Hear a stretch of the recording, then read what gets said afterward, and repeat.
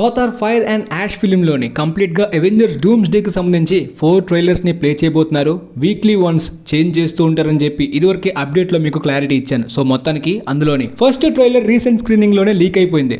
ఈ 4 different trailer కట్స్లోని పెద్ద తేడా ఉండదు, మోస్ట్లీ ఫ్లాష్ బ్యాక్ షాట్స్ ఎక్కువ ఉంటాయని చెప్పాను కదా. కానీ ఇప్పుడు ఈ ట్రైలర్ చూసిన తర్వాత అర్థమైంది ఏంటంటే ఇందులోని ఫస్ట్ 3 అనేవి కూడా క్యారెక్టర్స్ పాయింట్ ఆఫ్ వ్యూలో ఉండేలాంటి trailer cuts, like TV spots, glimpse లాంటివి. ఈ ఫస్ట్ ట్రైలర్ తోటి చాలా డీటెయిల్స్ రివీల్ అయ్యాయి, చాలా డీటెయిల్స్ ని కన్ఫర్మ్ చేశారు. అవేంటో క్లియర్ గా తెలుసుకుందాం. అయితే మొత్తానికి స్టీవ్ రోజర్స్ తిరిగి రాబోతున్నారు. నెక్స్ట్ ట్రైలర్ అనేది థోర్ క్యారెక్టర్ మీద ఉండబోతుంది. పోతే ఆ క్లిప్ ని కూడా ఆల్రెడీ కొంతమంది చూసేశారంట, డిస్క్రిప్షన్ ఆన్లైన్ లోనే వచ్చేసింది. పోతే ఈ థోర్ డూమ్స్ డేలోని సెకండ్ లీడ్ అనమాట. థర్డ్ ట్రైలర్ అనేది డాక్టర్ డూమ్ పాయింట్ ఆఫ్ వ్యూలో ఉండబోతుందంట. ఫోర్త్ ట్రైలర్ అనేది కంప్లీట్ గా మెయిన్ అఫీషియల్ ట్రైలర్ అంట. మేబీ ఆ main official trailer 4th release అయిన తర్వాత ఆన్లైన్ లోని కంప్లీట్ గా రిలీజ్ చేయొచ్చు ఈ మెయిన్ ట్రైలర్ ని. పోతే ఈ ఫస్ట్ ట్రైలర్ లోని వాళ్ళు చూపించిన దాని ప్రకారం స్టీవ్ రోజర్స్ అయితే తిరిగి రాబోతున్నారు. కానీ స్టీవ్ రోజర్స్ ఆల్రెడీ ఓల్డ్ అయిపోయాడు కదా, మళ్ళీ ఇప్పుడు యంగ్ గా డూమ్స్ డేలోని ఎలా కంటిన్యూ అవుతాడు? ఎండ్ గేమ్ కి కంటిన్యూషన్ అన్నప్పటికీ ఎండ్ గేమ్ ఎండింగ్ ప్రకారం స్టీవ్ రోజర్స్ ఓల్డ్ అయిపోయాడు. కానీ చూపించిన క్లిప్లోని కెప్టెన్ రాజర్స్ ఇంకా యంగ్గానే ఉన్నారు. అంటే ఇది ఫ్లాష్ బ్యాక్ ఈవెంట్సా? అంటే ఫ్లాష్ బ్యాక్లో జరిగిన ఈవెంట్స్ని మళ్ళీ డూమ్స్ డేలోని స్టార్టింగ్లో చూపించి ఆ తర్వాత స్టోరీని లీడ్ చేస్తారా అంటే ఈ క్లిప్లో ఏముందో మీరు క్లియర్గా చూడాలి. ఎండ్ గేమ్ ఎండింగ్లోని పెగి కార్టర్తో ఉన్న ఇంటి దగ్గరికే స్టీవ్ బైక్ మీద వెళ్తాడనమాట. హెల్మెట్ని తన బైక్కి పెట్టేసి ఇంట్లో ఉన్న తన క్యాప్టెన్ అమెరికా సూట్ని ఒక సూట్ కేసులో చూస్తాడు, మళ్ళీ క్లోజ్ చేస్తాడు. ఆ తర్వాత తన బాబుని ఎత్తుకుని తన వైఫ్ పెగి కార్టర్తో కలిసి నించున్న సీన్ అయితే మాత్రం ఈ క్లిప్లో చూపించారు.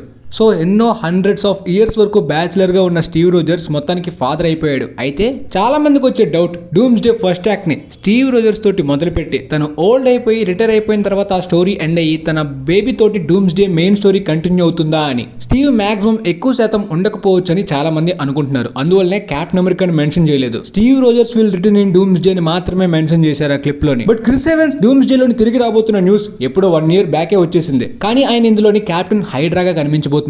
డూమ్ సైడ్ ఉండే టీమ్ లోని క్యాప్టెన్ హైడ్రాగా విలన్ గా క్రిస్ ఎవెన్స్ ప్లే చేయబోతున్నట్టు కూడా చాలా రూమర్స్ అయితే వచ్చాయి. అండ్ క్యాప్టెన్ కార్టర్ గా అయితే మాత్రం పెగి కార్టర్ క్యారెక్టర్ లోని హెలీ యాట్వెల్ కూడా తిరిగి రాబోతున్న న్యూస్ కూడా వచ్చిన విషయం మనందరికీ తెలిసిందే. కానీ దీనికన్నా ముందు మీలో చాలా మందికి తెలియంది అండ్ చాలా మంది తెలుసుకోవాల్సింది ఏంటంటే, డానియల్ ఆర్పికే సోర్స్ ప్రకారమే క్రిస్ ఎవెన్స్ ఈ ఫిల్మ్ లోని కేవలం క్యామియో మాత్రమే కాదు, ఆల్మోస్ట్ మెయిన్ లీడ్ రోల్ లోని కనిపించబోతున్నారు. అంటే డూమ్స్ డే లోని చాలా మంది లీడ్ రోల్ గా Pedro pascal, read Richards character ఉండొచ్చు, డాక్టర్ డూమ్ విలన్ గా ఉండొచ్చు, వాళ్ళిద్దరి మధ్యన క్లాష్ ఉండొచ్చు అని అనుకున్నారు. కానీ ఈ ఫిల్మ్ కి main lead Chris Evans, Steve Rogers అంట. అందువల్లనే ఈ మెయిన్ క్యారెక్టర్స్ యొక్క క్లిప్స్ ని రిలీజ్ చేస్తున్నారంట.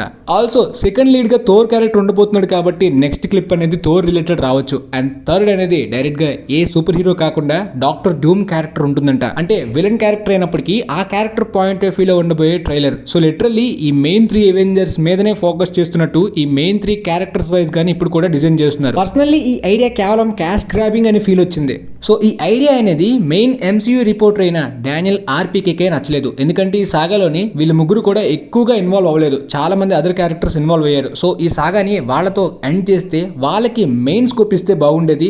మళ్ళీ వీళ్ళనే స్టఫ్ లాగా ఫ్యాన్ సర్వీస్ కోసం ఒక బెయిట్ లాగా తీసుకురావడం అనే ఐడియా నాకు అంత పర్ఫెక్ట్ గా అనిపించట్లేదని చెప్పారు. దాంతోపాటు క్యాప్టెన్ అమెరికాగా 4th part ని కూడా తీశారు. మళ్ళీ ఇప్పుడు క్రిస్ ఎవెన్స్ మెయిన్ లీడ్ గా తిరిగి వస్తే శామ్ విల్సన్ ని ఎవరైనా మళ్ళీ క్యాప్టెన్ అమెరికాగా చూస్తారా, యాక్సెప్ట్ చేస్తారా? అసలు ఈ remaining characters like spider man, doctor strange వీళ్ళందరూ కూడా ఎప్పుడు మెయిన్ లీడ్స్ అవుతారు? కామిక్ లో ఉండే ఆ Reed Richards versus Doctor Doom లాంటి స్ట్రాంగ్ రైవల్రీ ఇప్పుడు ఎలా మిస్ అవుతుంది? Even Fantastic 4 First Steps credits లో కూడా మనకి కంప్లీట్ గా రీడ్ రిచర్డ్స్ కొడుకు ఫ్రాంక్లిన్ రిచర్డ్స్ దగ్గరికి డాక్టర్ డూమ్ వెళ్ళాడు. వాళ్ళిద్దరి మధ్యన రైవల్రీ పెడితే భలే ఉంటుంది. అట్లీస్ట్ స్పైడర్ మ్యాన్ ని మెయిన్ లీడ్ గా పెట్టిన స్పైడర్ మ్యాన్ కి ఇప్పుడు టోనీ స్టార్క్ అంటే ఒక ఫాదర్ ఫిగర్ కాబట్టి ఇప్పుడు విలన్ గా ఎలా యాక్సెప్ట్ చేస్తాడని. అంటే ఇప్పుడు స్టీవ్ రోజర్స్ ని ఫస్ట్ క్యారెక్టర్ గా ఫస్ట్ లీడ్ గా చూపిస్తున్నారంటే మెయిన్ హీరో తనేనా, మెయిన్ విలన్ డాక్టర్ డూమేనా అనే డౌట్ మీకు రావచ్చు. ఎస్ ఇండీడ్, రీసెంట్ గా వచ్చిన థియరీస్ మాత్రమే కాదు, రూసో బ్రోస్ ఎప్పుడో చెప్పేశారు ఎండ్ గేమ్ కి ఒక స్ట్రాంగ్ కనెక్షన్ డూమ్స్ డే ఉంటుందంట. కంప్లీట్ గా డైరెక్ట్ సీక్వెల్ లా ఉంటుంది. అంటే మధ్యలో వచ్చిన ఈ మల్టీవర్స్ సాగా ఫిలిమ్స్ కన్నా ఎండ్ గేమ్ చూస్తే దానికి తర్వాత వచ్చే డూమ్స్ డే లాంటి కనెక్షన్ ఎక్కువ శాతం ఉంటుంది. ఆ పాయింట్ అనేది చాలా మంది ఇన్ఫినిటీ స్టోన్స్ యొక్క మిషన్ గురించి, దానివల్ల క్యాప్టెన్ అమెరికా తన పాస్ట్ ని చేంజ్ చేయడం వల్ల క్రియేట్ అయిన ఇన్కర్షన్స్ గురించి అనే థియరీస్ చాలా వచ్చాయి. ఎండ్ గేమ్ లోని క్యాప్టెన్ అమెరికా టోనీ స్టార్క్ యొక్క ఎండింగ్ చాలా మందికి సూపర్ గా నచ్చింది. వాటిని ఇప్పుడు స్పాయిల్ చేయడం కొంతమంది ఫ్యాన్స్ కి డిసప్పాయింట్మెంట్ గా ఉన్నప్పటికీ తిరిగి తీసుకొస్తున్నారు కదా, మరి ఇంకొక దిక్కులేదు చూద్దాం అని మళ్ళీ వాళ్ళు కూడా ప్రిపేర్ అయిపోతారు. ఈవెన్ ఎండ్ గేమ్ టైంలోనే రూసో బ్రోస్ చెప్పారు ఈ ఇన్ఫినిటీ స్టోన్స్ యొక్క మిషన్ గురించి ప్రాపర్ గా సెపరేట్ గా స్టాండ్ అలోన్ ఫిల్మ్ కూడా తీయొచ్చు, మాకైతే ఆ ఫిల్మ్ తీయాలని ఉంది క్యాప్టెన్ అమెరికా మిషన్ మీద అని కూడా చెప్పారు. సో డూమ్స్ డే లోనే దాన్ని ఎక్స్ప్లోర్ చేయబోతున్నారు. ఇప్పుడు థియరీ మాత్రమే కాదు, ఎప్పుడైతే పెగ్గి కార్టర్ తోటి స్టీవ్ కి ఒక కొడుకు పుట్టాడు, వాళ్ళిద్దరి మధ్యన బాండింగ్ చూపిస్తున్నారో డైరెక్ట్ లింక్ డూమ్స్ డే కి దాని వల్లనే. Captain America Infinity Stones mission కి వెళ్లి కంప్లీట్ గా తన పాస్ట్ ని చేంజ్ చేయడం వల్ల క్రియేట్ అయిన ఇన్కర్షన్ వల్లనే డూమ్ ఎగ్జిస్ట్ అయినట్టు. అంటే కంప్లీట్ గా తన ప్రపంచం నాశనం అయిపోయి డూమ్ రివెంజ్ కోసం ఈ విధంగా మారి మల్టీవర్స్ కి గాడ్ గా అవ్వాలనే ఒక అబ్సెషన్ తోటి ఈ విధంగా క్రూయల్ గా మారిపోయి తన ప్రపంచం నాశనం అవడానికి మెయిన్ రీజన్ ఏంటో వెతకడానికి, మళ్ళీ దాన్ని బాగు చేసుకుని తన లైఫ్ ని హ్యాపీగా ఉండడానికి ప్లాన్ చేసుకోవడానికి ప్రయత్నిస్తున్న టైంలోనే డూమ్ కి కెప్టెన్ అమెరికా ఈ మిషన్ గురించి తెలిసి తన వల్లనే తన ప్రపంచం నాశనమైందని తెలిసి వాళ్ళిద్దరి మధ్యన ఒక కొత్త రైవలరీ మొదలైనట్టు. ఫర్ ఎగ్జాంపుల్ సివిల్ వార్ లోని టోనీ స్టార్క్ వాళ్ళ పేరెంట్స్ చనిపోయింది స్టీవ్ రోజర్స్ ఫ్రెండ్ బక్కీ వల్లనే తెలుసుకున్నట్టు, ఇక్కడ కూడా అలాంటి సివిల్ వార్ పార్ట్ 2 లాంటి ఎలిమెంట్ ఉంటుందని చెప్పి 4 months బ్యాకే కొన్ని థియరీస్ అయితే వచ్చాయన్నమాట. ఈవెన్ చెప్పాలంటే డాక్టర్ డూమ్ కూడా అవెంజర్స్ ని లీడ్ చేసే విధంగా, అంటే మల్టీవర్స్ ని సేవ్ చేసే విధంగా కలిసి పనిచేస్తారంట. తర్వాత డూమ్ కి నిజం తెలుసుకున్న తర్వాత కెప్టెన్ అమెరికాకి డూమ్ కి ఒక రైవలరీ అనేది క్రియేట్ అవుతుందంట. ఇలా జరిగితే వీళ్ళిద్దరే డామినేట్ చేస్తారు ఫిల్మ్ ని. రిమైనింగ్ క్యారెక్టర్స్ పక్కన పెడితే సెకండ్ లీడ్ అని చెప్పుకుంటున్న థోర్ కూడా ఓవర్ షాడోడ్ అయిపోతాడు. ఇప్పుడు చెప్పిన థియరీ ఎగ్జాక్ట్లీ ఉండకపోవచ్చు కానీ ప్రస్తుతానికైతే మాత్రం కన్ఫర్మ్ అయిపోయింది ఫస్ట్ లీడ్ డూమ్స్ డే లోని స్టీవ్ రోజర్సే. డాక్టర్ డూమ్ యాంటీ హీరోగా కనిపించిన, గ్రేగా కనిపించిన, విలన్ గా కనిపించిన పక్కాగా మెయిన్ లీడ్ స్టీవ్ రోజర్సే కాబట్టి వాళ్ళిద్దరి మధ్యన రైవలరీ పక్కాగా ఉంటుంది. సో మళ్ళీ ఎంసీయూని అవెంజర్స్ అనే పేరుని నిలబెట్టాలంటే మెయిన్ అవెంజర్సే కావాలి, ఈ కొత్త అవెంజర్స్ పనికిరారు అన్నట్టు అయిపోయింది. ఈవెన్ హల్క్ గానీ, డాక్టర్ స్ట్రేంజ్ గానీ, షాంగ్-చి గానీ, స్పైడర్ మ్యాన్ గానీ వీళ్ళంతమంది ఉన్నా కూడా జస్ట్ క్యామియోస్ గా మాత్రమే మిగిలిపోతారు. ఇక రీడ్ రిచర్డ్స్ లాంటి పవర్ఫుల్ క్యారెక్టర్ ఉన్నా కూడా పెద్ద యూజ్ ఏమి ఉండకపోవచ్చు. దాంతోపాటు ముఖ్యంగా టోబీ మ్యాగ్వైర్, ఆండ్రూ గార్ఫీల్డ్ లాంటి వాళ్ళు ఉన్నా కూడా క్యామియోస్ వరకు మాత్రమే, లైక్ స్పైడర్ మ్యాన్ 4 తర్వాత. ఈ ఫ్యాన్ సర్వీస్ నాస్టాల్జియా బీట్ పక్కన పెడితే నాకు ఇన్ఫినిటీ స్టోన్స్ మిషన్ లోని ఎక్కువ శాతం ఎక్సైటింగ్ గా అనిపించేది స్టీవ్ రోజర్స్ రెడ్ స్కల్ ని మీట్ అయినప్పుడు ఆ సీన్ ఎలా ఉంటుంది అది చూడాలని ఉంది నాకు. ఆ మిషన్ చాలా ఇంట్రెస్టింగ్ గా ఉంటుంది. ఆ తర్వాత ఏమైందో మరి ఇంకేం ఉండదు. తర్వాత పెగ్గితో కలిసి తను నార్మల్ లైఫ్ ని గడుపుతాడు.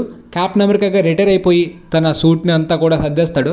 ఎలానో ఒక బాబు పుట్టాడు కాబట్టి సేమ్ నెపోటిజం అనేది కంటిన్యూ అవుతుంది. కెప్టెన్ అమెరికా కొడుకు అండ్ ఐరన్ మ్యాన్ కూతురు, దాంతోపాటు బ్లాక్ ప్యాంథర్ కొడుకు, థోర్ అడాప్ట్ చేసుకున్న డాటర్. సో వీళ్ళే మళ్ళీ ఇప్పుడు న్యూ అవెంజర్స్ గా, యంగ్ అవెంజర్స్ గా కంటిన్యూ అవుతారేమో. హల్క్ కూడా కొడుకు వచ్చేసాడు. రీడ్ రిచర్డ్స్ స్టార్టింగ్ ఫిల్మ్ లోనే ఓల్డ్ గా ఉంటాడు. మెయిన్ గా పెడితే అతన్ని మెయిన్ లీడ్ గా ఈ డూమ్ తోటే పెట్టాలి క్లాష్, లేకపోతే అతని పని కూడా ఇక సర్వీస్ అయిపోయినట్టే. తన కొడుకు ఫ్రాంక్లిన్ రిచర్డ్స్ ఉన్నాడు కాబట్టి మ్యూటెంట్ సాగాలోని తను కూడా కంటిన్యూ అవుతాడు, లైక్ నెపో కిడ్స్ లో వీళ్ళు కూడా. ఎనీవే ప్రస్తుతానికి అయితే థోర్ ట్రైలర్ గురించి జస్ట్ డిస్క్రిప్షన్ మాత్రమే వచ్చింది. అఫీషియల్ గా ఏమైనా లీక్ అయినా డిస్క్రిప్షన్ అఫీషియల్ అని కన్ఫర్మ్ అయితే దాని గురించి కూడా తర్వాత వీడియో చేయడానికి ప్రయత్నిస్తాను. పోతే ఈ క్లిప్స్ ని ఎక్కడ లీక్ చేయొద్దు, థియేటర్స్ లోనే చూడాలని మార్వెల్ గట్టిగా చెప్తుంది అనమాట. మరి థియేటర్స్ లోనే చూసేంత క్లిప్ లో ఏం అనిపించలేదు, బట్ నాస్టాలజిక్ గా థియేటర్స్ లోనే విజిట్ చేసేలాంటివి తప్పించి మేబీ తర్వాత రాబోయే ఆ 3rd ప్లేస్ లోని డూమ్ పాయింట్ ఆఫ్ వ్యూ క్లిప్ గానీ, 4th ప్లేస్ లోని main official dooms day trailer గానీ వీటి గురించి థియేటర్స్లో చూద్దాం. తర్వాత కంప్లీట్గా వాటిలో ఉన్న డీటెయిల్స్ని కూడా బ్రేక్ డౌన్లో తెలుసుకుందాం. మొత్తానికి మీకైతే క్లియర్గా అర్థమైంది అనుకుంటున్నాను డూమ్స్ డేలోని